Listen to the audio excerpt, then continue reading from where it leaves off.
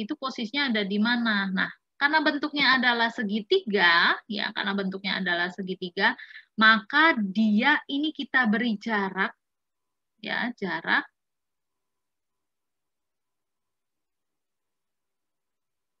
ya seperti halnya segitiga, ya. Ini jaraknya adalah sepertiga L, ya, jarak titik berat penampang, ya, titik penampang segitiga ini berada di sepertiga L.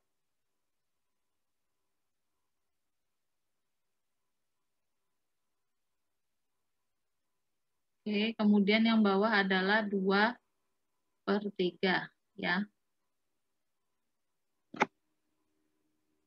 Ini nggak tahu kenapa nggak mau nulis ya.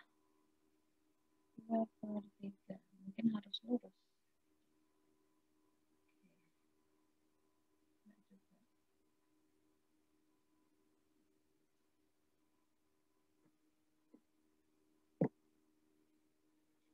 Nah, karena kita sudah tahu bahwa titik berat penampang segitiga itu kalau pas di bagian sudutnya itu adalah sepertiga L, di bagian sudut siku, ya, ini kalau di bagian yang lancip itu jaraknya adalah 2/3 daripada L atau ketinggian daripada penampangnya.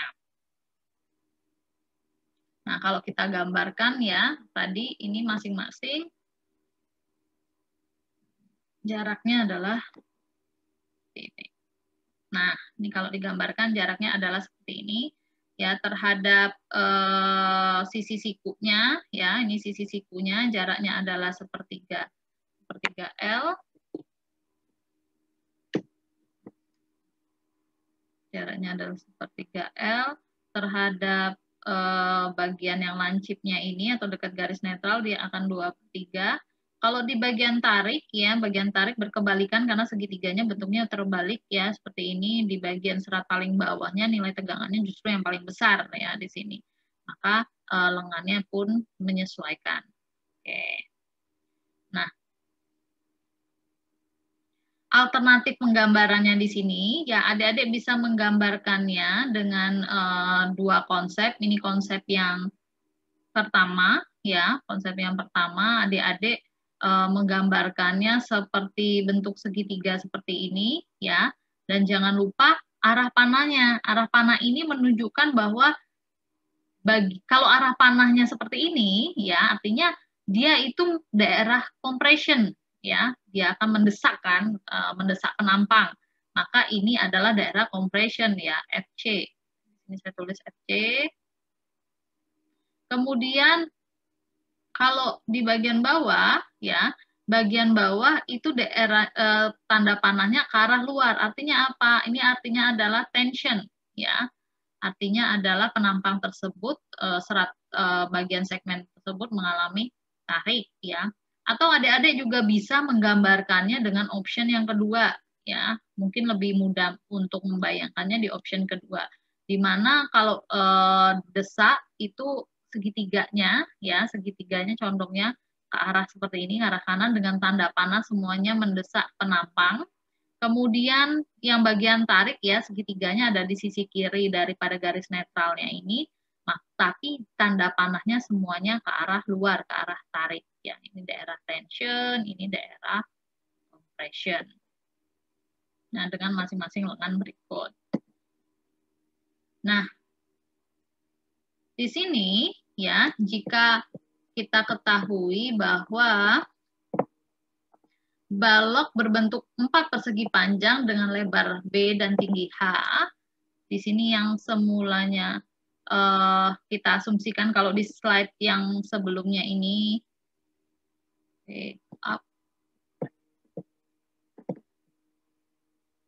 kalau di slide yang sebelumnya ini diasumsikan bahwa jarak daripada garis netral ini garis netral penampang, ya, sebenarnya ini bagian tampak memanjang, ya, ke arah sana itu adalah lebar daripada baloknya tadi, ya.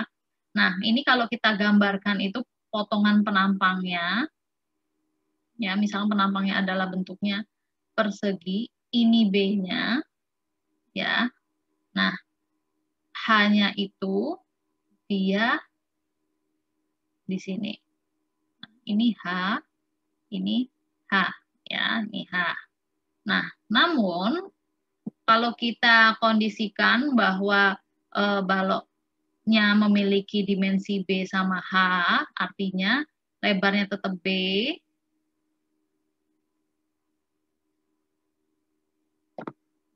mungkin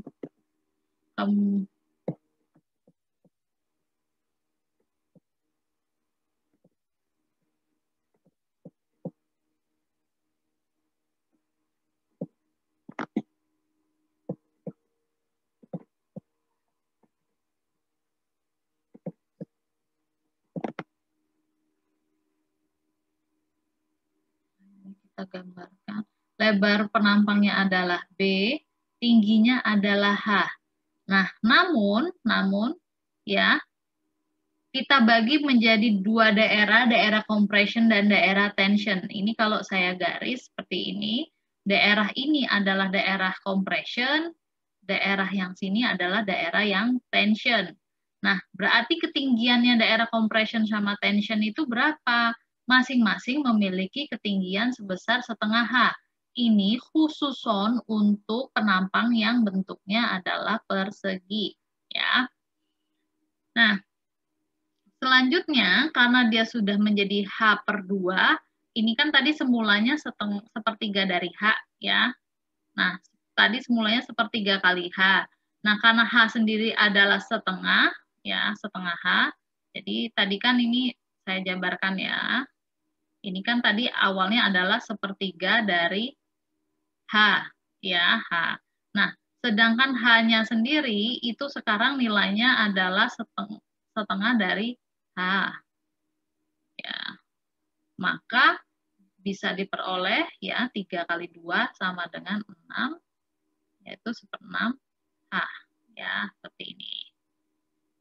Oke, nah jika sudah diperoleh seperti ini, hal yang sama juga bisa kita lakukan untuk yang sepertiga H. Jadi awalnya itu 2/3, 2/3 dikali 2/3 dikali dengan setengah H.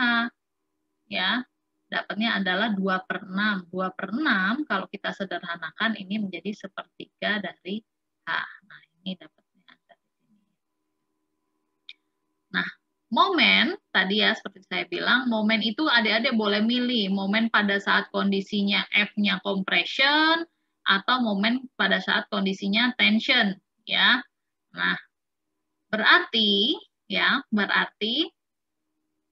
lengannya, tadi lengannya itu, ya, momen adalah gaya kali lengan, ya. Nah, lengannya untuk momen adalah L ini.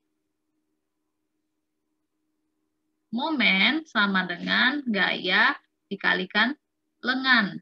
Ya, momen adalah gaya dikalikan lengan. Nah, gayanya pakai apa? Boleh pakai FC atau boleh juga pakai FT. Nah, lengannya yang mana? Lengannya adalah pakai yang L. L-nya berapa sih L ini? L, kalau kita lihat dari sini, L adalah ketinggian daripada jarak FC ke FT, yaitu sebesar 2/3 dari H. Ya, sepertiga ditambah sepertiga sama dengan 2/3. Jadi, F dikalikan 2/3 H. Nah, maka F, ya, F itu kita kembalikan ke sisi sini, sama dengan tegangan dikalikan dengan setengah H, ya, dikalikan dengan setengah B.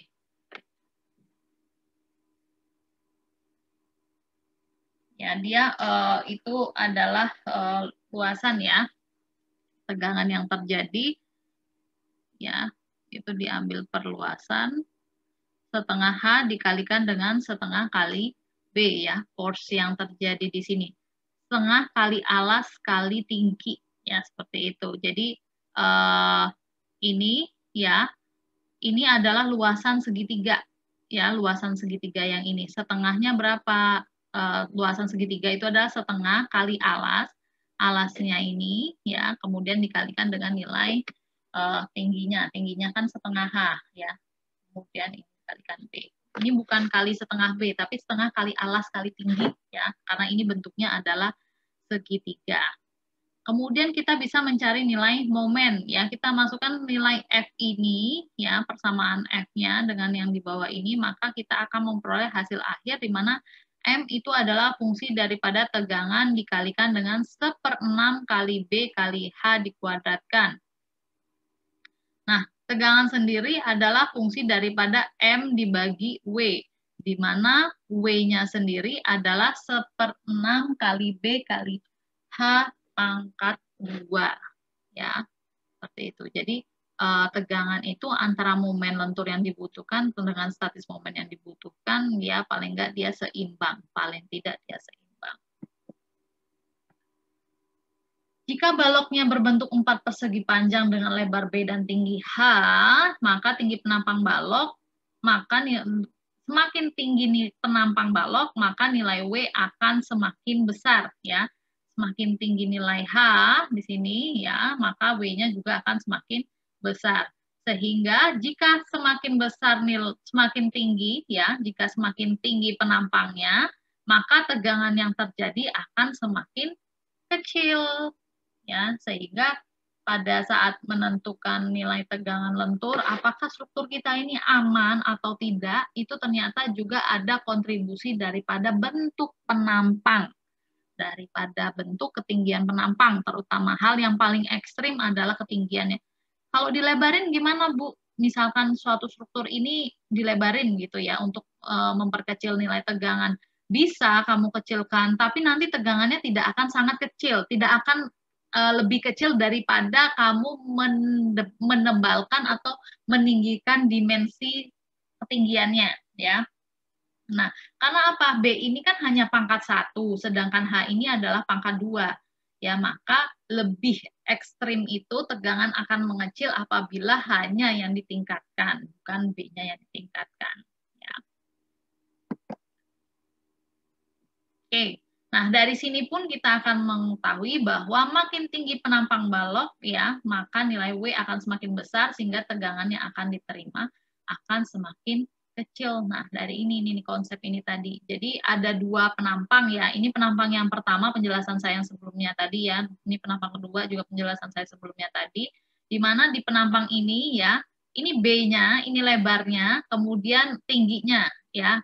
Penampangnya bentuknya balok berdiri seperti ini ya, balok berdiri. Dia memiliki B dan memiliki H. Kira-kira ini ya, H-nya itu adalah 2 kali lipatnya si B ya. Kalau dari penggambaran ini H itu kira-kira 2 kali lipatnya dari si B. Maka apa yang terjadi? Maka tegangannya ini akan kecil nilainya tuh. Gambar tegangannya akan mengecil ya, karena hanya yang tinggi, hanya yang dikuadratkan. H-nya meninggi, maka W-nya tinggi. Ya, W ini dimasukkan ke persamaan ini akan mengakibatkan tegangannya yang mengecil. Nah, ini gambar tegangannya mengecil. Ya, lebih kecil. Nah, selanjutnya kita punya case nih, balok tidur. Balok tidur itu apa? B-nya itu 2 kali lipatnya H, kebalikan dari yang tadi. Ya, kalau ini bentuknya berdiri, ini bentuknya tidur. B-nya yang lebih lebar. Ya, kalau B-nya yang lebih lebar, maka ini kan pangkatnya 1. Ya, pangkatnya 1. B-nya mau kamu tinggikan, W-nya tidak akan berpengaruh secara signifikan. W ini tetap akan kecil nilainya ya.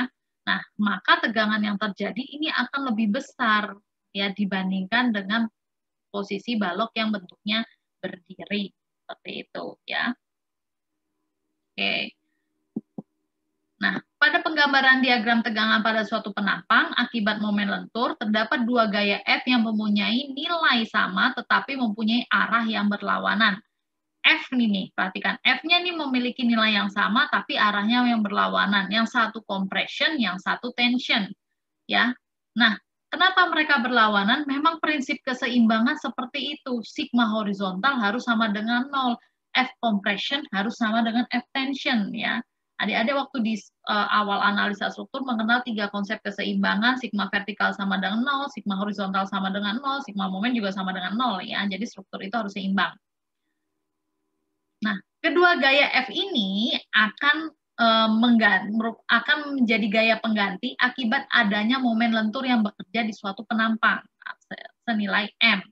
Karena adanya 2 gaya F, ya, 2 gaya force compression maupun force tension, maka momen lentur juga dikenal sebagai momen kopel atau kopel moment akibat adanya gaya F ya. Kenapa dia disebut kopel moment ya? Karena memang dia F ini bisa menimbulkan momen. Karena gayanya itu kalau dikalikan dengan lengan ya, karena dia memiliki lengan maka akan menimbulkan momen. Nah, di dalam ilmu bahan maka ketahanan material terhadap tegangan tekan tidak selalu sama dengan ketahanan terhadap tegangan tarik. Nah, untuk maksud tersebut, maka kedua gaya F pada umumnya diberi notasi yang berbeda. Nah, karena apa? Suatu saat nanti ilmu ini akan adik-adik terapkan di desain yang sebenarnya. Bahwa pada saat praktikum teknologi bahan konstruksi, si beton, ya beton itu kuat menahan desak, akan tetapi dia tidak kuat menahan tarik. Sehingga harusnya material apa sih yang cocok kita letakkan untuk menahan gaya tarik atau profil baja ya, misalkan saya harus menggunakan baja bentuknya H ataukah bentuknya I atau bentuknya C atau bentuknya L dan sebagainya, itu tergantung daripada hasil analisa struktur dan bentuk penampang compression maupun tension tegangan yang terjadi, diagramnya bentuknya seperti apa. Bagian mana yang harus saya tebalkan, nanti bagian mana yang cukup diberikan kelangsingan dan sebagainya. Jadi ini akan digunakan di semester-semester berikutnya untuk merencanakan struktur bangunan seutuhnya.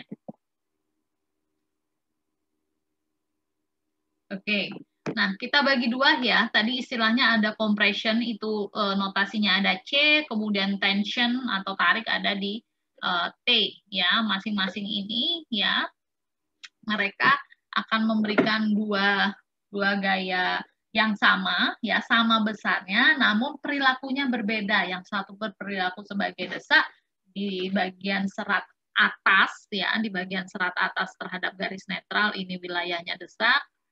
Yang bagian bawah ini dia akan mengalami tarik. Ya. Seperti itu untuk tegangan yang terjadi. Nah, sekarang apa sih satuan daripada momen tahanan? Tegangan tadi sama dengan momen dibagi W.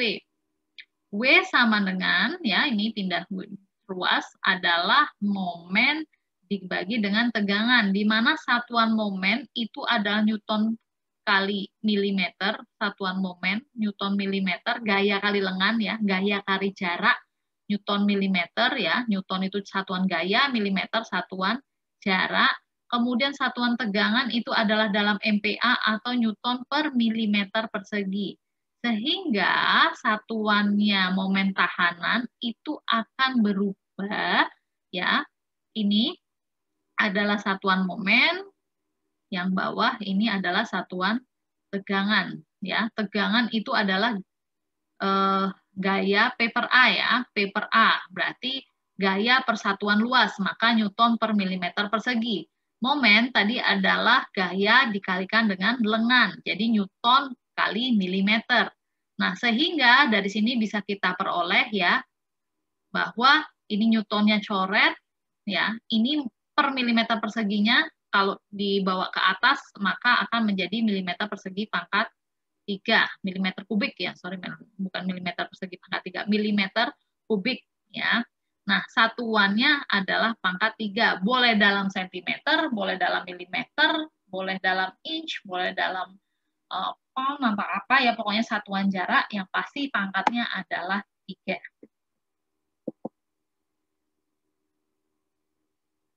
Nah, apakah yang mempengaruhi besaran daripada momen tahanan?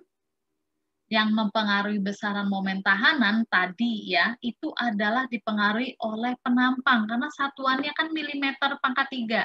Berarti satuannya satuan ukuran dimensi ya, satuan jarak, ukuran dimensi. Artinya apa?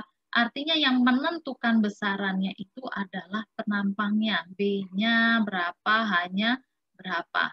Kemudian yang paling signifikan lagi untuk menentukan value-nya, nilainya itu semakin besar itu didapatkan dari mana?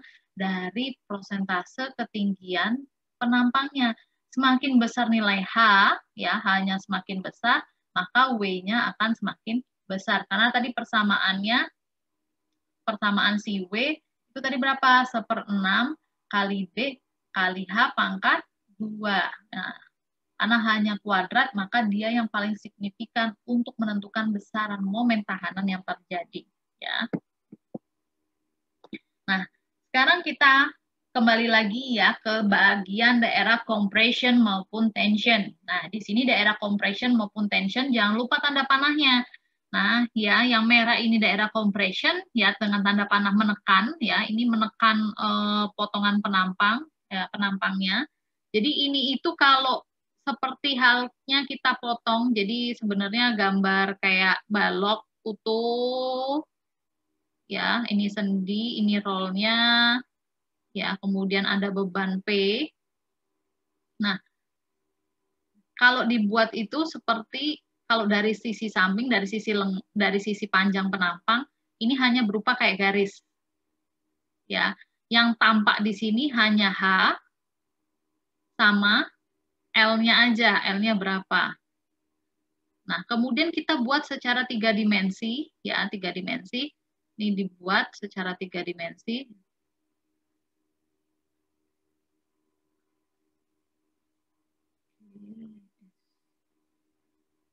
Nah, secara 3 dimensi. Nah, sekarang kita bisa melihat ada B-nya juga. Ya, ada B-nya juga. Atau dengan kata lain, kalau ini digambarkan, ini tampak memanjang, tampak potongannya, maka ini akan kita lihat bahwa ini ada, dia memiliki B, dan dia memiliki H. L-nya kemana? L-nya ke sono, ya, ke arah papan tulis, ke arah dalam, nggak kelihatan. Kalau gambar 2 dimensinya. Mau bikin B, ya. Nah, lebar. Nah, itu. Nah, kalau digambarkan tadi ya, dari potongan ini kita berikan ke gambar yang di atas. Bentuknya menjadi seperti itu.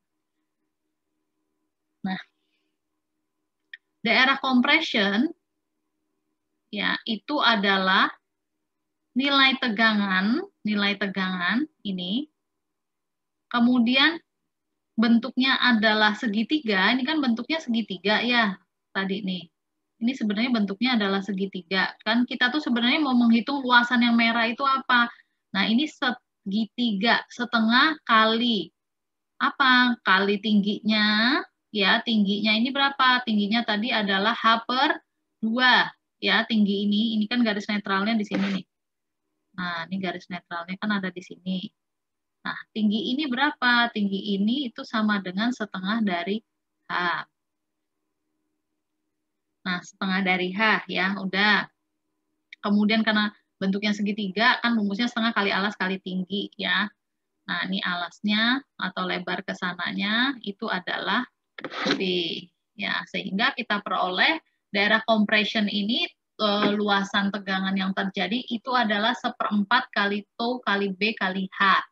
Nah, begitu juga daerah tension sama, karena dia sama-sama bentuknya adalah segitiga, ya, segitiga seperti ini, maka kita bisa peroleh bahwa dia persamaannya adalah tegangan sama dengan setengah kali B kali setengah H, atau sama-sama akan memperoleh nilai 1/4 tau kali B kali H. Nah, di sini, ya, karena sigma horizontal itu harus sama dengan 0, ya kan, harus seimbang, memang prinsip mekanika harus seperti itu, maka daerah compression sama dengan tension sama dengan 1/4 kali tau kali B kali H. Nah, lengannya berapa?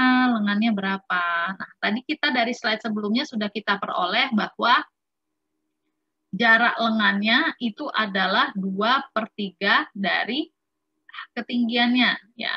Jarak antara force-nya compression dengan force-nya tension itu adalah 2/3 H, ya, dari penjelasan sebelumnya. Oke. Nah, selanjutnya ya, momen tahanan persegi ini tadi kita sudah memiliki nilai masing-masing ini 1/4 ini, dan daerah tension maupun compression dia memiliki dimensi BH.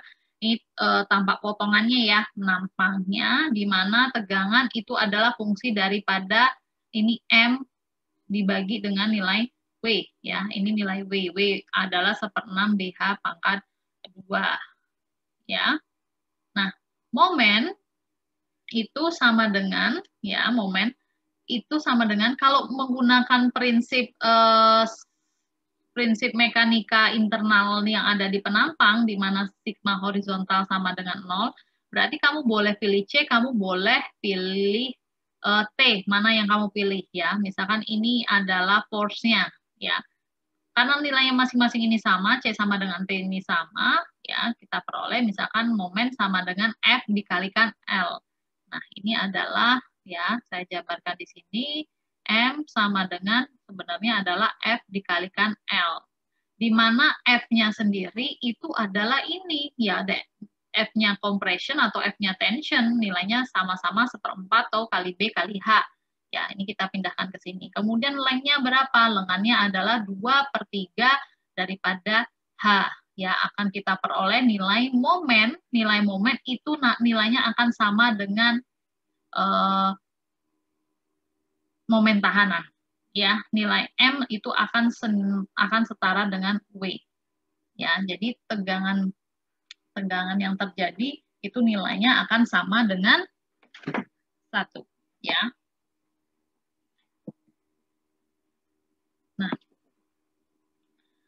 sebenarnya tegangan itu apa sih? Tegangan itu adalah tegangan maksimum yang terjadi pada serat terluar.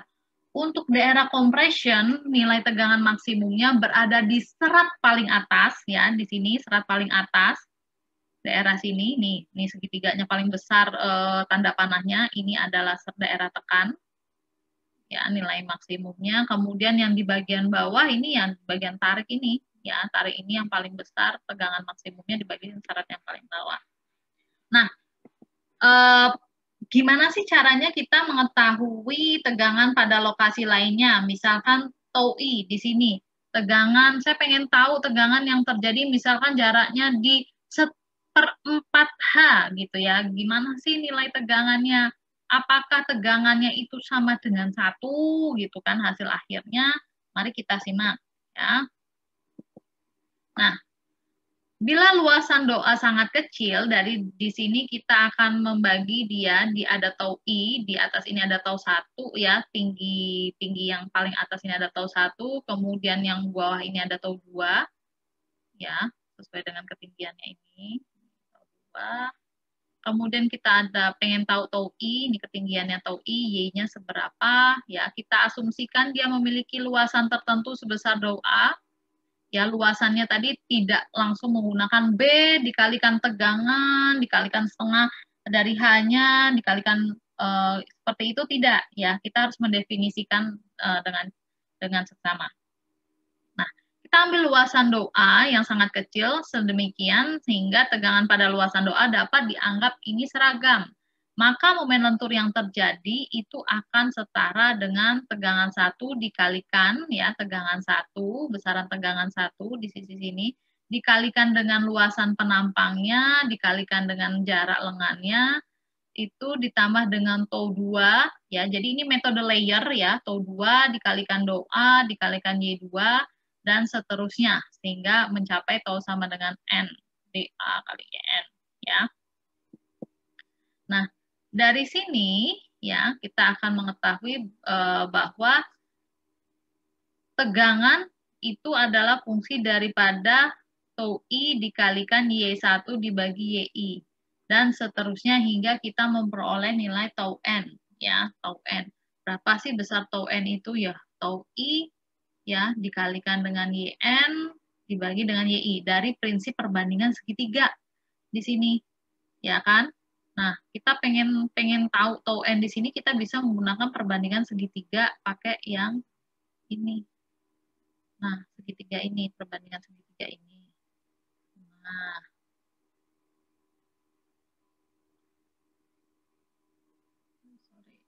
Nah, segitiga ini akan menghasilkan persamaan yang di sini. Ya, atau kita mau mengetahui tau I tapi pakai perbandingan Y1, kamu pakai segitiga yang bentuknya besar. Jadi ini prinsipnya sebenarnya prinsip perbandingan segitiga ya. Intinya persamaannya akan menjadi seperti ini.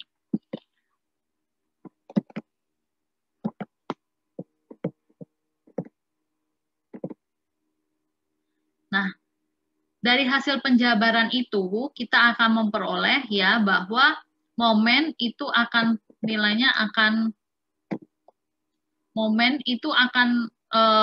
ini ya, karena fungsinya jadi Y1 per YI kemudian di sini Y2 per YI, dan seterusnya ada per YI, per YI, per YI, sehingga YI-nya kita buat keluar, maka tau I dibagi YI itu dikalikan dengan Y1 kuadrat dou A, plus Y2 kuadrat dou A, dan seterusnya ya, dengan menggunakan metode layer, maka akan kita peroleh bahwa tau I dibagi YI itu sama dengan sigma daripada Y kuadrat. Nah, ini Y-nya kan semuanya kuadrat, mau Y1, Y2, YI, YN, dan seterusnya itu kan kuadrat. Dikalikan dengan dou A. Ya, maka akan kita peroleh nilai tau I dibagi YI adalah fungsi daripada integral Y pangkat 2 dikalikan dengan dou A. Nah, di mana kemarin fungsi ini, ya, fungsi daripada integral Y kuadrat dou A, itu adalah momen inersia penampang. Ya, kita pelajari statis momen kemarin di CPMK 1, ya, nilai itu. Nah, selanjutnya, momen tadi adalah fungsinya, ya, ini fungsi integral Y kuadrat dou A, kenapa bisa berubah jadi IX, ya, IX adalah inersia sumbu X. Inersia sumbu X itu bisa diperoleh dari perputaran momen yang memutari sumbu X. Ya, momen sumbu X kemarin sudah dijelaskan bahwa kalau dia mau memutari sumbu X, dia lengannya itu adalah si Y. Sehingga di sini ada IX. Oke. Nah, dengan kata lain, di sini bahwa tegangan itu nanti adalah fungsi daripada momen dikali YI dibagi IX. Ya, di mana IX adalah 1/12 BH pangkat 3 untuk penampang yang bentuknya adalah persegi. Ya, penampang bentuknya persegi. Nah, arah X-nya tuh di mana sih kalau dari gambar ini? Arah X-nya itu adalah, ya, kalau tampak 3 dimensinya, ini arah X-nya, ya, kemudian ini arah Y-nya, ini gambar, saya gambarkan, ini arah Y-nya, oh, enggak bagus. Ini arah Y-nya, ya, ini sumbu Y-nya, dan yang ke sana adalah sumbu Z. Ya, mungkin ini bisa digambarkan tembus gitu. Nah, ya, mungkin lebih enak. Sumbu X. Nah, jadi kalau dilihat dari potongan penampang, ya, dilihat dari potongan penampang di sebelah, itu kan potongan memanjang. Nah, ini si B sama si H itu berada di sumbu. Nah, yang ini ke arah X-nya, dan yang ini adalah ke arah Y. Nah, Z-nya kemana? Z-nya nggak terlihat, karena Z-nya itu tembus ke belakang layar. Panjang bentangannya nggak kelihatan, ya. Karena 2 dimensi tembus ke belakang layar. Nah, kalau ini kita buat secara 3 dimensi, ya, bahwa potongan penampang kita ini akan menggunakan fungsi daripada IX, ya, untuk inersianya dengan jarak menggunakan Y. Nah, berarti apa? Tegangan yang terjadi ini adalah tegangan terhadap momen apa? Ini adalah momen X, ya. Kalau adik-adik perlu ingat bahwa ini adalah fungsi daripada MX dikalikan dengan YI dibagi dengan inersia X. Nah, karena momennya ini, ya, momen yang bekerja di sisi samping sini, oke,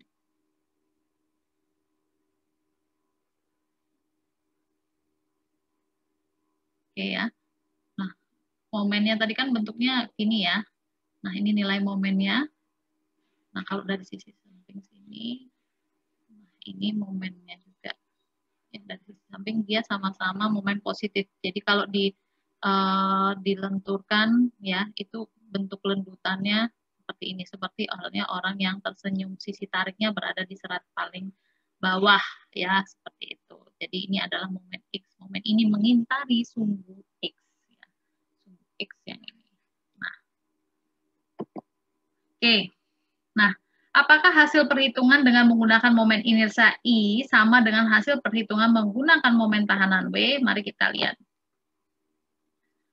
So, I tadi fungsi daripada MY, I dikalikan dengan IX. Ini MX ya, boleh saya bilang ini MX. Di mana nilai inersianya untuk penampang persegi adalah 1/12 BH pangkat 3. Nah, tegangan tadi ya, ini fungsinya, kita masukkan nilai M-nya, M-nya masih dalam persamaan M, kemudian Y-nya berapa? Y-nya itu adalah jarak dari serat terluar ke titik berat terhadap garis netral. Ya, ini adalah setengah dari H. Ya, H/2. Kemudian inersianya adalah 1/12 BH pangkat 3. Ini kita masukkan ke sini. Nah, dari sini kita peroleh ya nilai ya, ini menjadi dicoret menjadi nilainya pangkat 6, menjadi 1/6.